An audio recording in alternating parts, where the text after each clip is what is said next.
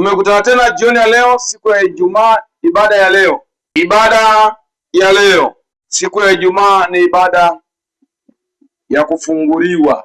Ibada ya kufunguliwa. Sikiliza neno la Mungu kutoka kitabu cha Mwanzo 41. Kitabu cha Mwanzo 41. Sikia neno linasema hivi, kuanzia mstari ule wa kwanza.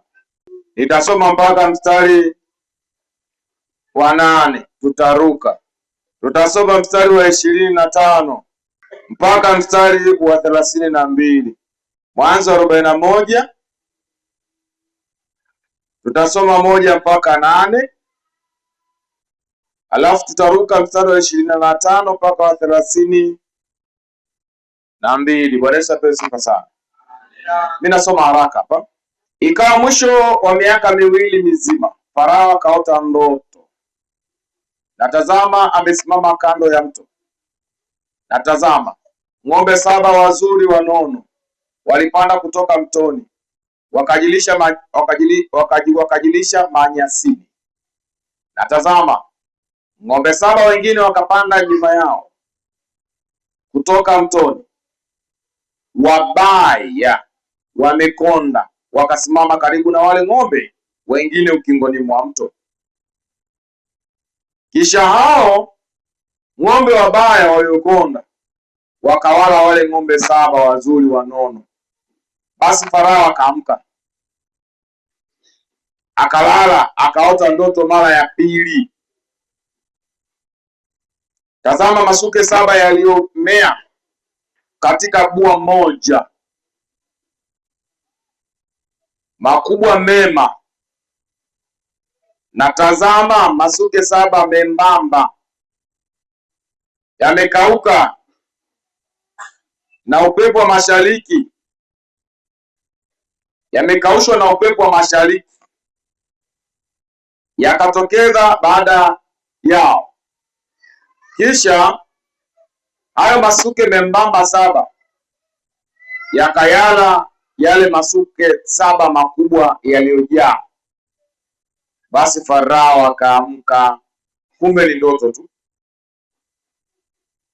Hata asubuhi roho yake ikafadhaika, akapeleka watu kuwaita waganga wote wa Misri na watu wote wenye hekima walioko.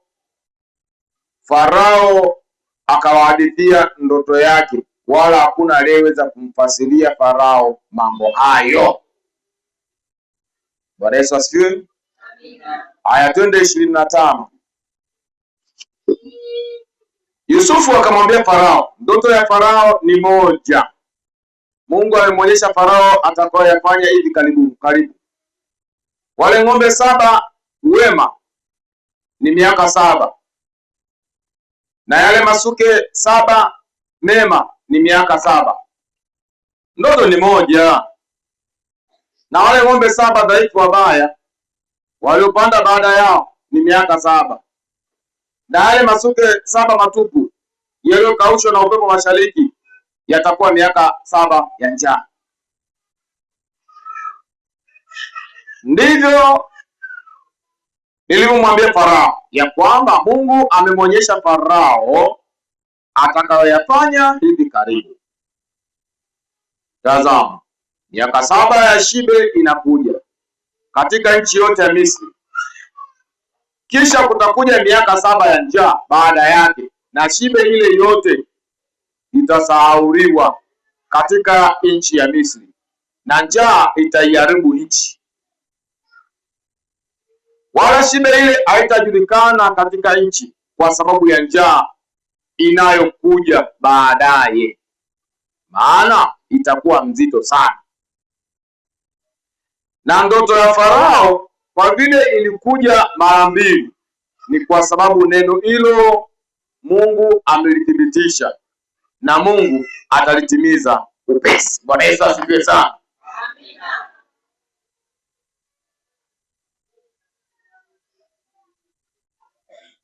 Jioni ya leo, muda huu, wakati huu tena tunakutana kwa ajili ya kushirikishana maneno ya Mungu.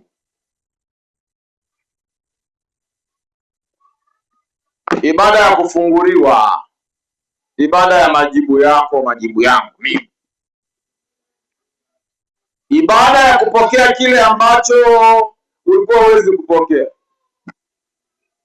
ibada ya nafsi yako, akili yako, moyo wako kupokea kile ambacho kilikuwa kigumu katika maisha yako. Ibada ya kufunguliwa, tafsiri yake tayari sasa vifungo vyako vinalegea baada ya kuelewa hiki ambacho kinasemwa jioni ya leo, na siku zote ikaishi katika maisha yako. Ndugu zanguni, Mungu anafanya kama alivyosema katika Yoeli. Hatafanya, lakini atafanya kwa ajili ya watu wake.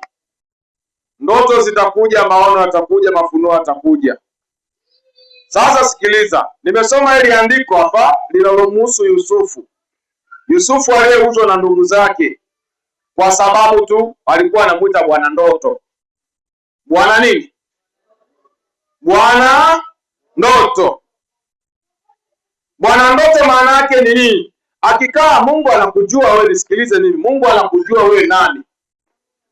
Yaani hata hivyo ulivyojiposition leo, umekaa hivi, umekaa hapo, umekaa hivi, umeweka miguu hivi, mara kuna kikapu pembeni, Mungu alijua leo utakaa hivi na kikapu chako. Kwa unajua tu basi nimekosea hapa, unafikiri ulivyokaa hivyo, umekaa tu kwa makusudi. Mungu alijua leo utafika siku kama ya leo, na wewe utakuja umevaa nguo hiyo, dela hilo, utaumizwa hivyo. Bwana Yesu asifiwe sana.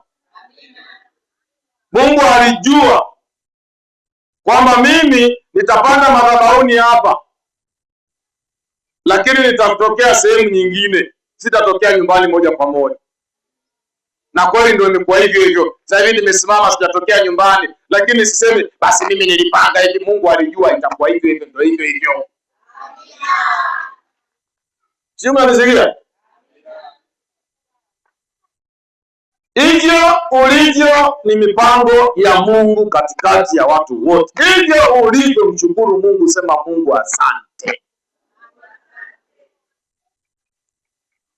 Sasa sisi tunakwenda kutumia akili zetu wenyewe baada ya kumshirikisha Mungu na Mungu afanye maamuzi.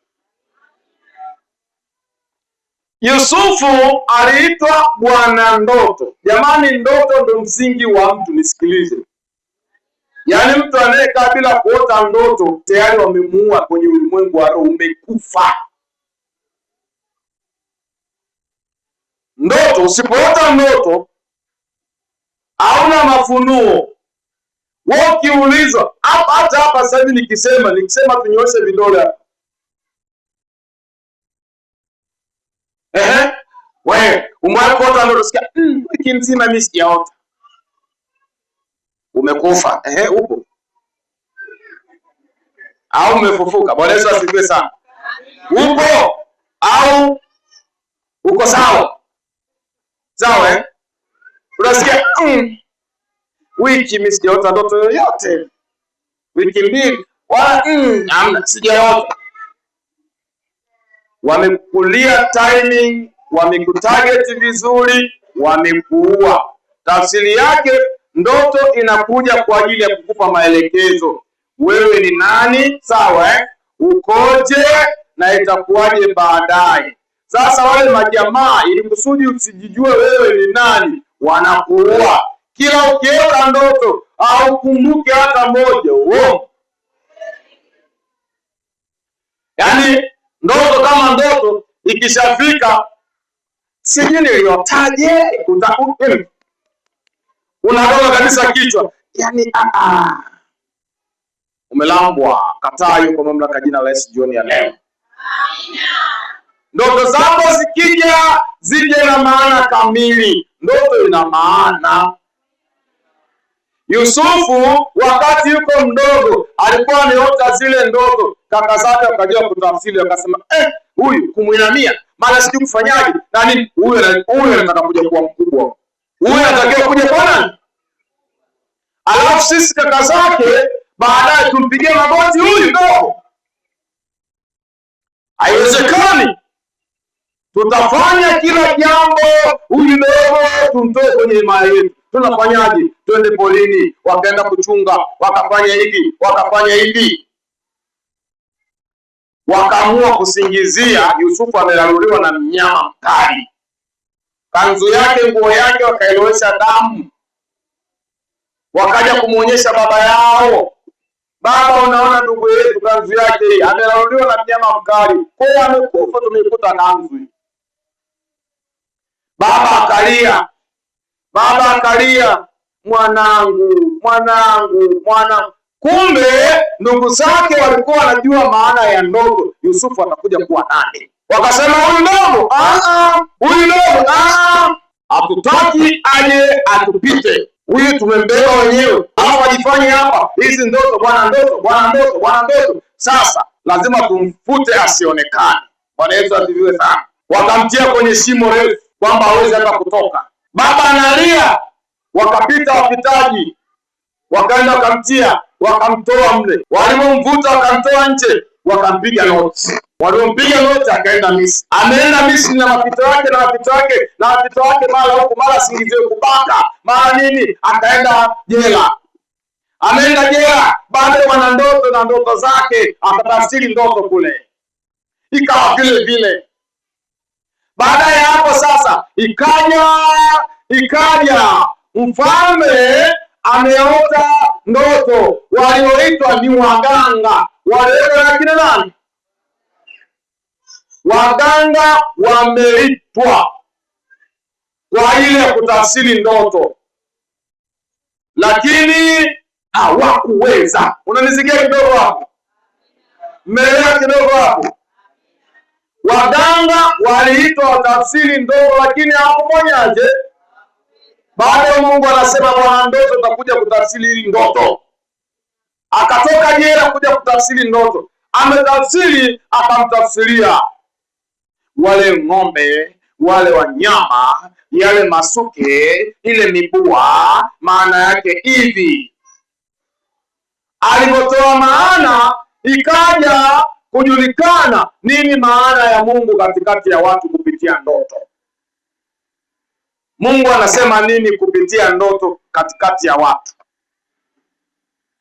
Jibu lake ni ya kwamba Mungu ataleta neema, alafu atakuja kuleta njaa. Hii njaa itakapofika miaka hii sasa, uwe tayari, uwe mfalme, umeweka akiba ya chakula, usije ukadhalilika nchi yako yote. Kwa hiyo Mungu anaweza kuleta jambo jipya, akaleta ujumbe, akaleta jambo, akafanya kitu kupitia na ndoto. Bwana Yesu asifiwe sana.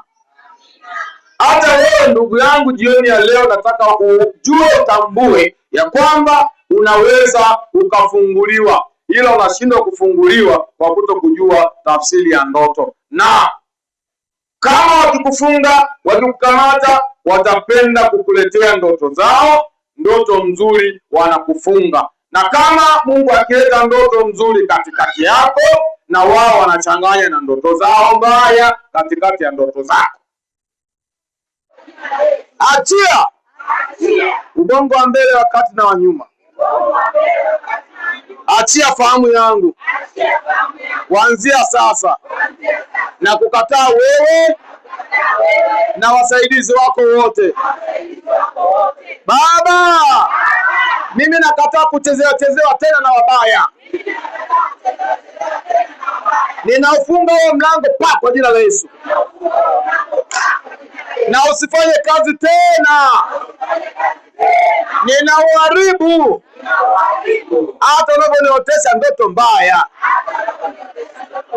ndoto za kuota na safiri bila kufika, ndoto ambazo nashiriki kufanya mapenzi na nisiyemjua. Ndoto mbaya nazikataa. Nataka niote ndoto kama Yusufu, zenye maana na majibu. Nataka niote ndoto kama Danieli, zenye maana na majibu. Kuanzia sasa hivi, ndoto mbaya nakataa kwa jina la Yesu. Huo mlango na ufunga leo kwa Mathayo 18:18. Tena na ufunga kabisa kabisa. Toa kwa jina la Yesu. Toa kwa jina la Yesu.